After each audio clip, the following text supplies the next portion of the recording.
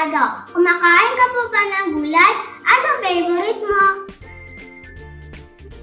Oo naman, bukod sa isda, mahilig din akong kumain ng gulay. Paborito ko ang patatas, kalabasa, mais at iba pa. Ang mga batang tulad natin ay dapat kumain ng gulay para tuloy-tuloy ang ating paglaki at palagi tayong malusog. Ang mga gulay ay may vitamins at minerals na nag-aalaga sa ating katawan para lagi tayong may energy sa paglaro at pag-aaral. May superpower na dala ang mga gulay. Binibigyan tayo ng lakas at immunity laban sa sakit.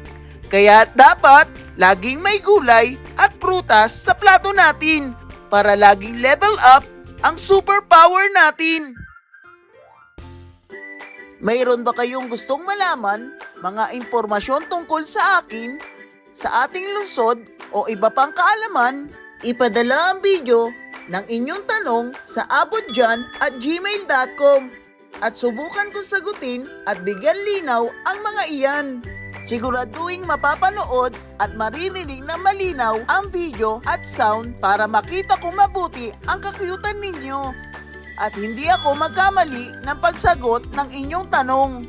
Pwede rin kayong magpadala ng trivia o iba pang information na gusto ninyong i-share sa mga tulad nating Naboteño Kids. Diba? Sharing is caring. Kaya i-share rin natin ang mga knowledge natin. Maaari kayong magpatulong sa inyong nanay at tatay o kay ate at kuya para mai-record at ma-send sa akin ang inyong mga video.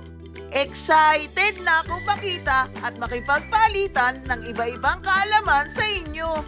Hintayin ko ang ipapadala ninyong mga video ha!